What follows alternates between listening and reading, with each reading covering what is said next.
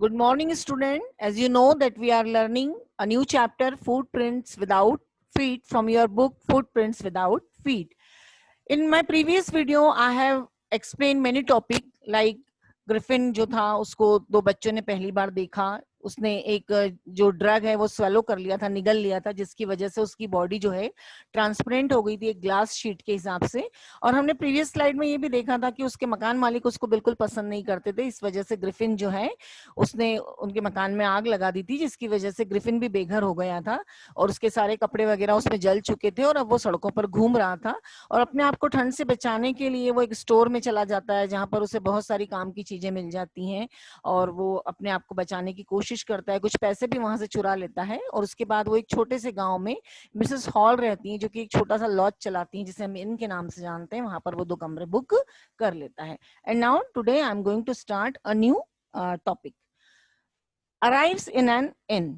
The arrival of a stranger at an inn and winter amazed the villagers. भी ठंड के मौसम में जब एक यात्री को लोगों ने देखा कि उसने होटल में कमरे बुक करवाए तो लोगों को बड़ा आश्चर्य लगा।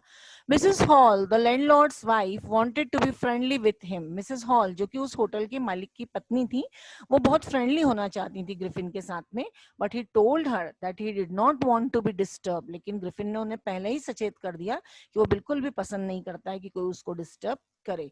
He also told her that an accident had affected his face. हमने देखा था कि ग्रिफिन एक थिएटर कंपनी में चला गया था और उसने वहां से बहुत सारे बैंडेज जो को लेकर अपनी पूरी बॉडी को कवर कर लिया था. और ग्रिफिन ने यहाँ पर यही बताया मिसेस हॉल को और उनके हस्बैंड को कि उसका एक एक्सीडेंट हो चुका है जिसकी वजह से उसका चेहरा बहुत ज्यादा प्रभावित हो चुका है. Stealing of money by Griffin. Next topic है कि ग्रिफिन ने किस तरीके से और किसके पैसे चुराए. The stolen money did not lost long. हमने देखा था कि ग्रिफिन ने पैसे चुराए लेकिन वो पैसा अब ज्यादा समय तक उसके पास चला नहीं. He however pretended that he was expecting some money at any moment. लेकिन वो होटल में रहने के दौरान पूरे समय इस बात का दिखावा करता रहा कि कुछ पैसा जो है उसके पास आने वाला है कहीं से. Shortly afterwards a curious episode awkward. मतलब हमेशा लोगों को एक क्यूरियोसिटी बनी रहती थी उसके बारे में. वो कुछ ऐसा सीन क्रिएट कर देता था कि लोगों को भी यकीन हो जाता था कि हाँ ये जो कह रहा है सही कह रहा है. लेकिन एक अचानक ही बहुत अजीब सी घटना घटी. Griffin had made himself invisible. Griffin ने अपने आप को पहले की तरह वापस से इनविजिबल कर लिया था. He entered a clergyman's house. Clergyman का मतलब होता है जैसे मंदिरों में पंडित होते हैं, ऐसे जो चर्च में होते हैं जिन्हें पादरी के नाम से जानते हैं उन्हें क्लर्जीमैन कहा जाता है. ग्रिफिन एक क्लर्जीमैन के घर में घुसा.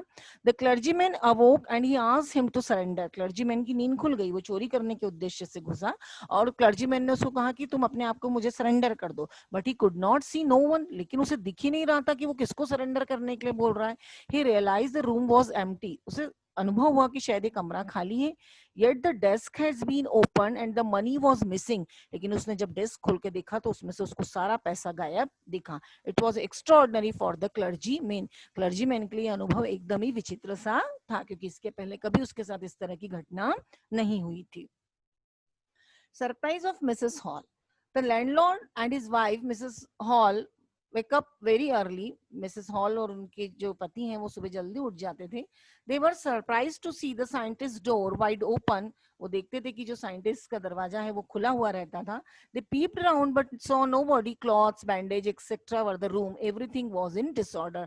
जब उन्होंने कमरे में थोड़ा सा झांकने की कोशिश करी तो उन्होंने देखा कि पूरे कमरे में कपड़े, बैंडेज और सब चीजें बहुत अस्त व्यस्त तरीके से फैली हुई हैं, कुछ भी प्रॉपर तरीके से जमा हुआ नहीं था. Mrs hall in great terror. All of a sudden, Mrs. Hall heard a sniff close to her ear. अचानक मिसेस हॉल को अपने कान के पास में किसी के सांस लेने की एक आवाज सी सुनाई दी. Then the bedpost leaped up. उसके बाद उन्हें बेड पोस्ट जो था वो थोड़ा सा ऐसा लगा कोई उछल रहा है उसके ऊपर. It dashed itself into her face. और कोई चीज उछल के ऐसा लगा कि उनके चेहरे की तरफ आ गई. Both of them turned away in terror. दोनों हस्बैंड वाइफ बहुत ज्यादा डर गए. A chair pushed both out of the room. एक चेयर हवा में उड़ती उछलती हुई आई और कमरे के बाहर चली गई.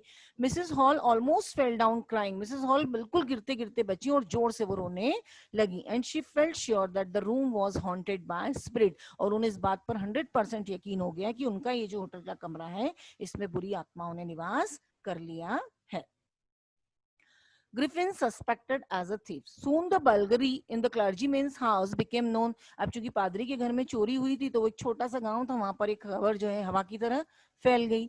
The strange scientist was suspected of having a hand in it, और लोगों का शक जो था इस अजनबी साइंटिस्ट पर था, क्योंकि उस छोटे से गांव में एक यही व्यक्ति था जिसको कोई ज्यादा जानता नहीं था। The suspicion became an stronger as he produce ready cash, और जब उसने तुरंत रेडी कैश का भुगतान किया तो ये जो शक था ये और ज्यादा गहरा हो गया। Earlier he had admitted of not having money, क्योंकि कुछ समय तक पहले उसने इस बात को स्वीकारा था कि उसके पास पैसे नहीं है, और जब अचानक पैसे आए तो लोगों का शक उसके ऊपर और ज्यादा बढ़ गया। The truth is out, the village constable was secretly called, but Mrs Hall did not wait for the constable. गांव के लोगों ने मिलजुल कर एक प्लान बनाया कि जो गांव का कांस्टेबल है उसको चुपचाप से बुलाया जाए, लेकिन मिसेस हॉल जो थी उनमें इतना पेशेंस नहीं था, उन्होंने कांस्टेबल के आने का इंतजार नहीं किया। She went to the scientist, वो उस साइंटिस्ट के पास, ग्रिफिन के पास गई, and she asked him what he had been doing to her chair upstairs. उसने बोला कि वो जो चेयर है कमरे से बाहर वहां सीढ़ियों पर क्या कर रही है। She wanted to know how he had entered a locked room. उन्होंने बोला ये कमरा जो तुम्हारा है ये तो लॉक था, तुम बिना इस कमरे का ताला खोले इस कमरे में कैसे चले गए। At this the scientist grew angry, और यह सुन के वो जो ग्रिफिन था बहुत ज्यादा गुस्से में आ गया। He suddenly shouted at her, वो बहुत जोर से उनके ऊपर चिल्लाने लगा। He then threw off bandage, spectacles, nose etcetera, उसने जितना सब अपने ऊपर कवर कर रखा था, बैंडेज थी, चश्मे लगा रखे थे, नकली नाक लगा रखी थी, वो सब एक एक निकाल कर वो फेंकने लगा। And he had become invisible, उसके बाद भी वो अदृश्य हो गया। The horrified people now saw at a headless person, अब जितने लोग थे डरे हुए वो कैसे व्यक्ति को देख रहे थे जिसका सिर था ही नहीं, क्योंकि हम पहले ही पढ़ चुके हैं कि वो एक तरीके से इनविजिबल हो गया था। Constable Jaffers problem, mister Jaffers the constable arrived. अब मिस्टर जैफर जो कि उस गांव के कांस्टेबल थे वो आ गए।